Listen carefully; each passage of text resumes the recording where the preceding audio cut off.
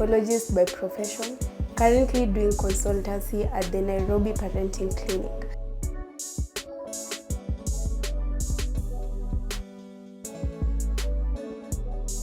The one thing I remember about my 20th birthday was the fact that I just wanted to graduate. I remember my friends asking me, Claire, state your wish for your birthday today, and I was like, oh my God, I pray that I graduate come 2018.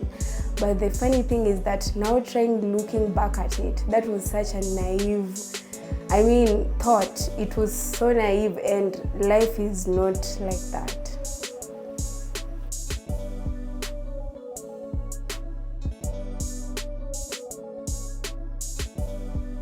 My 20s journey has not been so smooth because I'm thinking that now I have to take care of myself.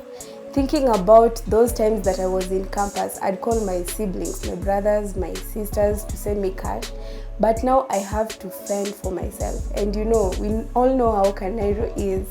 I hear people say Nairobi ni shamba la mawe, and it's definitely true because with the jam, with trying to work so that you can make ends meet.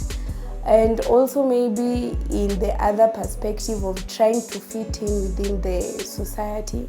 When I sometimes look at some of my colleagues who've maybe achieved more than I have, I tend to compare myself a lot to them.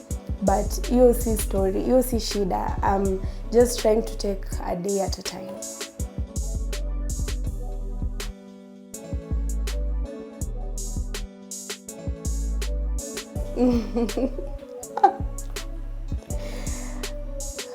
Oh my goodness. Okay, so I think that is something pretty tough to share, but I'll just try to break it down as okay, so my love life has evolved.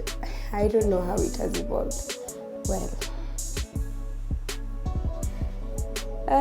okay, so my perception about life has definitely changed over a period of time. When I was in campus, let me give a comparison.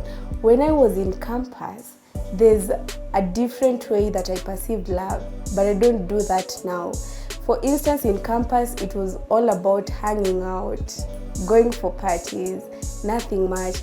But at my age right now, I don't know if I should mention my name. I mean my age. Okay, so in campus, it was all about going out, having fun, nothing much about the future. But right now, I think that being in love to me means that we have to have a goal, we have to have a plan, we have to see what we want to develop for our future, start planning probably for our kids and how we can work hard so that we can be financially stable. So I think the evolution has been, with regards to a particular perspective, I'm not as naive as I used to be in campus. Right now, I want everything to fall into perspective. Yeah.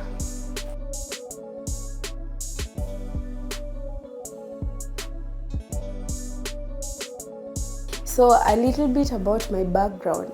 I've actually been raised by a dad who was in the police force and my mom was a teacher. Both are retired now. And coming from such a background, I think, I don't know if I should talk about the attachment style or the parenting. So, with the parenting, I think I came from a very strict family where you'd not go out and come back as you please. Of course, there was curfew and all that. So growing up, I've been taught about respect, morals, how to treat other people with care, how to, be genuine. And I think in my 20s, it's shaped how I relate with other people a lot. It has shaped my thinking and how I respond to people and all that. So sorry about that. So I think that my childhood has greatly impacted on my interaction with other people, which I'll forever be grateful to my parents. And I think it has also helped me so that I'm able to know what kind of relationship to get into, because growing up in a family where you see your parents blending in so well, where you see there's a lot of peace, gives you comfort and makes you know what exactly to get into, so that you don't end up doing the contrary. So I think that my childhood has impacted positively into my 20s.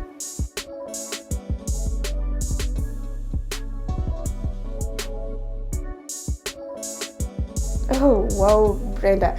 And coming to think that we are talking in this show called Trapped in my 20s, yeah, I think definitely I'm trapped. My love life is definitely trapped, because I was with this guy in a relationship of 5 years, and I think, Brenda, you know him, and I thought we were going to get married, and ooh la la. Hey, you've ever been in those relationships where you think everything is sugar and spice and everything nice, and then one day someone wakes up and then they're like, it's over. But life has to move on. I think my relationship is trapped, but not so trapped. I've not lost hope. So I'm still trying to hook up and see what I can do. With regards to my career, I want to say that I think my career is going in the direction that I want it to go to. And I love that things have been pretty much tricky in the past, but I'm trying so hard to ensure that I build myself career-wise and I move to the direction that I want myself to be in. And I'm also glad, Nyambeki, that we are going in that direction together. So, and thanks for having me today, by the way.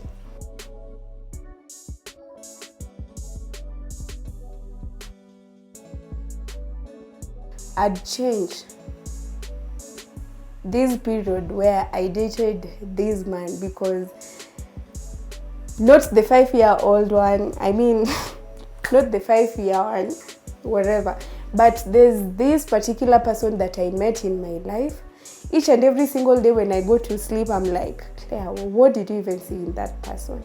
And I don't mean to badmouth him. I don't mean to say anything bad about him, but each and every single time I beat myself down and I'm like, wow, Claire, you are such a fool.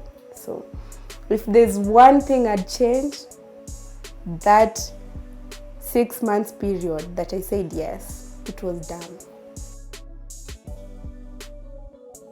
Okay, this question, I'll answer it not in terms of Nikipewa. Okay.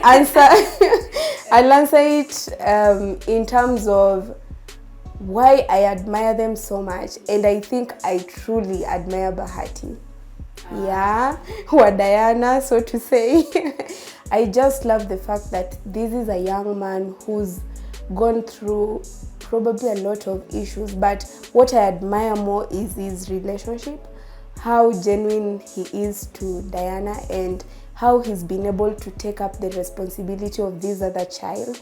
I think that one thing that we really need to teach the youth is responsibility, which is lacking in our current generation. You know, most of the time when someone gives birth to a child and they get into another relationship, you'll find that they don't take up responsibility. But this young man teaches us that we should always take responsibility. And that is one thing I admire about him.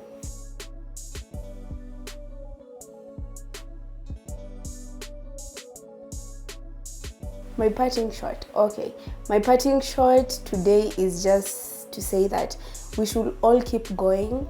Things are not easy, and sometimes we may want to feel like we want to give up, but there is light at the end of the tunnel.